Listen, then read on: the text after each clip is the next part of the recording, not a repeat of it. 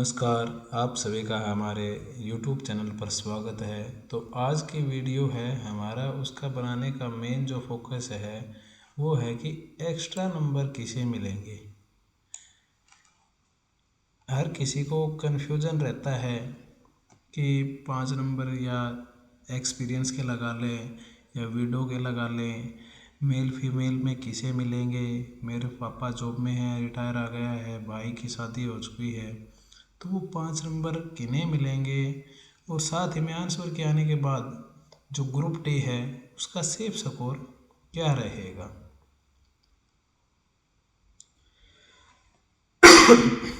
कितने नंबर हैं उनके ऊपर हमारा चयन वो कन्फर्म है।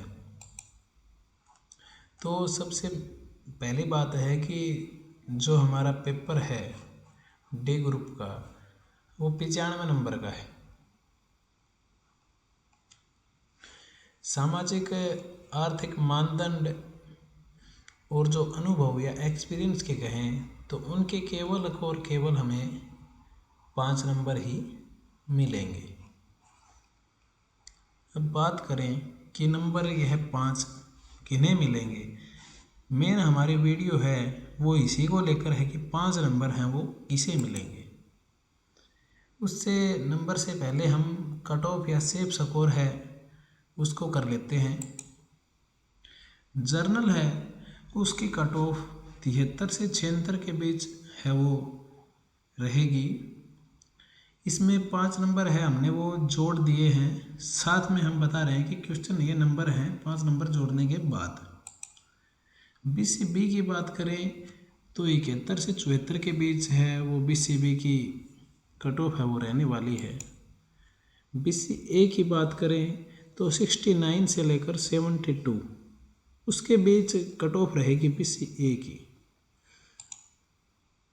SC की बात करें तो 67 से लेकर 71 प्लस है वो अपने को आपको सेफ समझें 5 नंबर जोड़ने के बाद।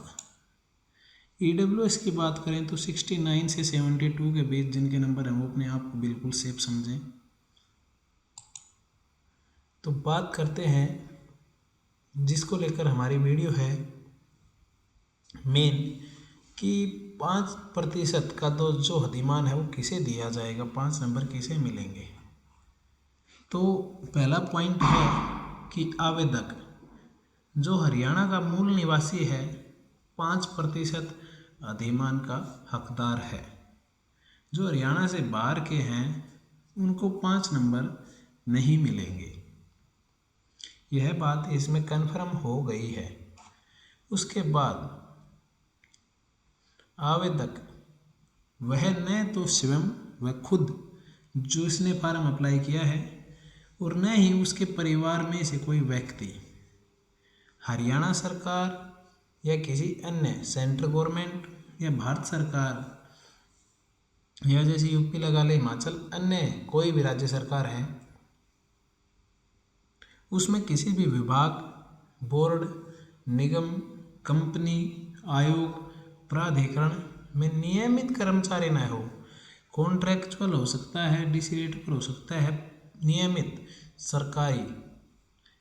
आवेदन वर्ष से पूर्व के वित्तीय वर्ष में या सभी सत्रोत अर्थात वेतन, कर से, कारोबार, व्यवसाय इत्यादि से परिवार की सकल वार्षिक आय केवल 1,80,000 रुपये से कम होनी चाहिए। इसमें जो मेन बात है वो आ गई है कि परिवार पहचान पत्र में नीचे भी लिख रखा है कि इसकी पुष्टि परिवार पहचान पत्र के डाटा से की जाएगी। मतलब एक बात तो क्या निकल के आई है अब इसमें कि किसी भी सरकार या विभाग, बोर्ड में परिवार से कोई भी सरकारी नौकरी में नहीं होना चाहिए और 1,80,000 रुपये से इनकम कम होनी चाहिए। पूर्व के वित्तीय वर्ष मतलब इससे पहले भी इसकी पुष्टि परिवार पहचान पत्र के डाटा से की जाएगी। नंबर 2 पे अब है कि इस उपखंड के प्रयोजन के लिए परिवार की भाषा क्या होगी। अब ऊपर तो बताया है कि परिवार में 1,80,000 से इनकम कम होनी चाहिए और सरकारी नहीं होना चाहिए। अब इसमें परिवार की भाषा क्या डिसाइड की है HSSC ने, वो हम बताते हैं। निम्नलिखित हेतु परिवार के प्रयोजनार्थ पुरुष उम्मीदवार से अभिप्राय है कि स्वयं आवेदक जिसने फार्म भरा है उसके पिता, माता, पत्नी और अविवाहित भाई, जिस भाई की शादी हो चुकी है वो उसमें नहीं आएगा, तथा पुत्र और पुत्रों।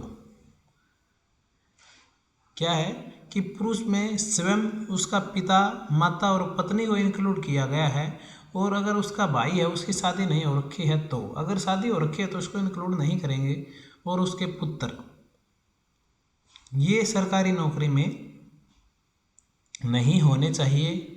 और ये परिवार है इनकी इनकम भी 1,80,000 से कम होगी तो आपको 5 नंबर नो जॉब वाले मिलेंगे।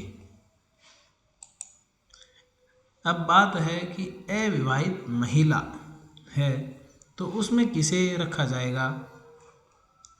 स्वयं आवेदक जिस महिला ने फार्म भरा है वह उसका पिता, माता और अविवाहित भाई को इंक्लूड किया जाएगा।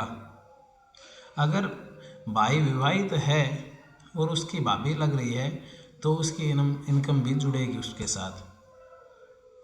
नहीं मतलब सॉरी, अगर भाई विवाहित है तो उसको नहीं जोड़ा जाएगा।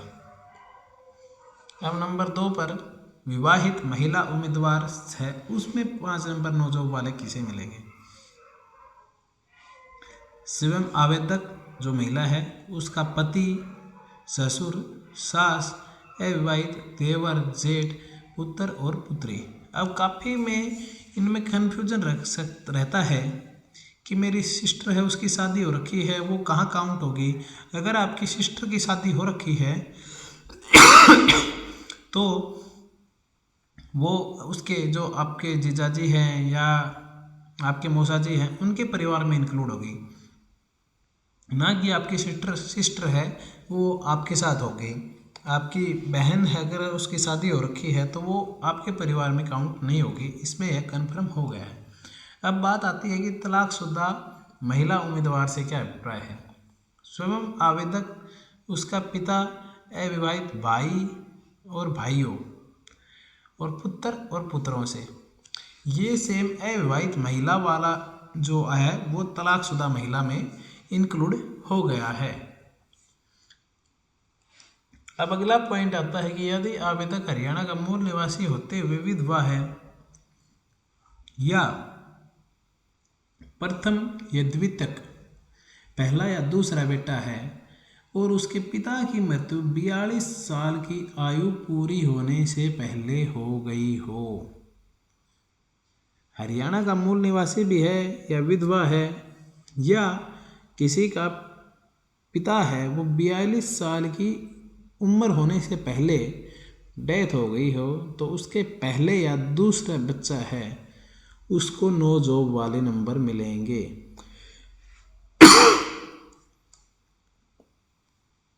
या प्रथम या द्वितीयक बालक है और आवेदक की 15 वर्ष आयु पूरी होने से पहले उसके पिता की मृत्यु हो गई हो।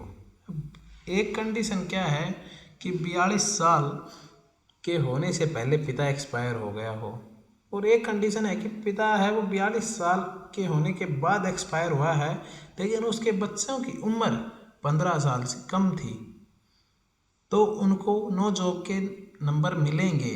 लेकिन इसके साथ कंडीशन क्या है, परिवार पहचान पत्र में या तो यह दर्शाया गया हो या सक्षम प्राधिकारी मतलब SDM तहसीलदार उनसे एक एफिडेविट या प्रमाण पत्र है वो लेना पड़ेगा। अगर वो आप नहीं दोगे तो उसमें लिखा गया है कि आप 5% अधिमान के हकदार नहीं होगे। अगर एफिडेविट आप लेके आते हो तो ही आपको 5 नंबर मिलेंगे। इससे अगली है कि यदि आवेदक हरियाणा का मूल निवासी होते हुए अनअधिसूचित जनजाति, विमुक्त जनजाति, टोपरीवास या घुमंतु, जिनको आप बंजारा लगा सकते हैं, जनजाति से संबंधित है, एसटी का जो आ गई, जो न तो अनुसूचित जाति है और न ही पिछड़ा वर्ग है, तो 5% अधिमान का हकदार होगा। जो शेड्यूल जो एसटी वाली जो कास्ट हैं उनमें यह आ गया। उसके बाद यदि आवेदक हरियाणा का मूल निवासी है तो उसे हरियाणा सरकार किसी विभाग, बोर्ड, निगम, कंपनी, वैधानिक निकाय, आयोग, प्राधिकरण में समान या उच्चतर पद पर प्रत्येक 1 वर्ष या उसके अनुभव के 6 माह से अधिक भाग के लिए 0.5% अधिमान, 6 भाग से कम की किसी अवधि या 8 वर्ष से अधिक की अवधि के लिए अनुभव का कोई अधिमान नहीं दिया जाएगा। अधिकतम 4% ही मिलेगा। इसमें जो डीसी रेट पर लग रहे हैं या HKRN में लगे हुए हैं उनके लिए जो एक्सपीरियंस के नंबर हैं वो बताया गया है कि प्रत्येक 1 वर्ष या उसके अनुभव के 6 माह से अधिक भाग के लिए 0.5% अधिमान, 6 माह में कम की किसी अवधि या 8 वर्ष से अधिक के लिए कोई अनुभव, मतलब 8 साल से ज़्यादा का भी नंबर नहीं मिलेगा, 6 महीने से कम के भी नंबर नहीं मिलेंगे और 1 साल का आधा नंबर दिया जाएगा। अधिकतम 4%, मतलब 4 नंबर ले सकते हैं आप ज़्यादा से ज़्यादा एक्सपीरियंस के।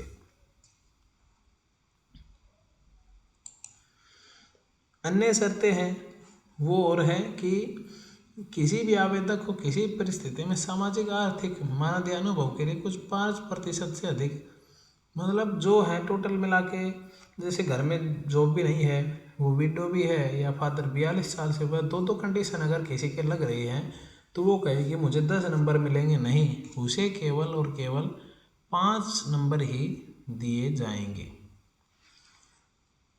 हरियाणा सरकार के अधीन हरियाणा कर्मचारी चयन आयोग या किसी अन्य भर्ती अभिकरण निकाय द्वारा अधिमान ग्रुप CD के पद के लिए नियुक्ति हेतु जीवन काल में केवल 1 बार ही दिया जाएगा। इसमें ये और कहा गया है कि आप जैसे D ग्रुप में 5 नंबर ले लो, फिर उसके बाद कहे नहीं मेरे को तो C में भी चाहिए, या पहले C में ले लिए हो और नहीं मेरे तो उस टाइम में फार्म भरा वो नौकरी नहीं थी, तो ये उन्होंने पहले कह दिया है कि आप 5 नंबर 1 बार ले सकते हो कभी भी। यदि व्यक्ति स्वयं या उसका पारिवारिक सदस्य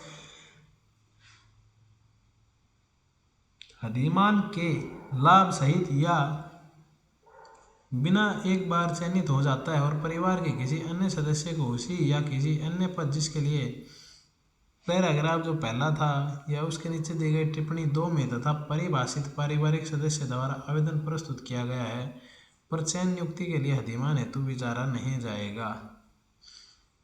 नु कह रहा है कि 1 बार आप नौकरी में लग गए और अन्य सदस्य या किसी अन्य पद के लिए आप इनमें जो है उसके लिए अधिमान है वो नहीं माना जाएगा।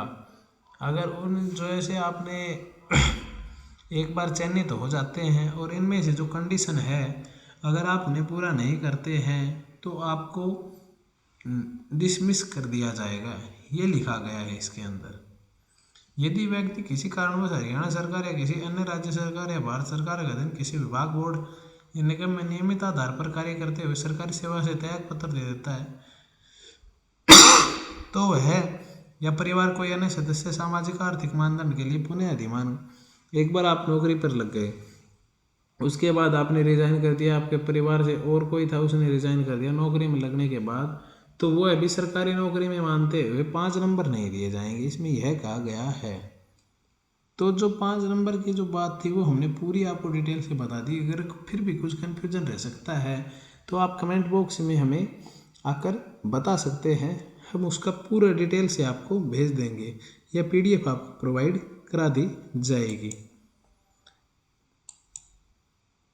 अब बात करें कि डॉक्यूमेंट वेरिफिकेशन के लिए 3 से 4 गुना बच्चे हैं वो बुलाए जाएंगे। ज्वाइनिंग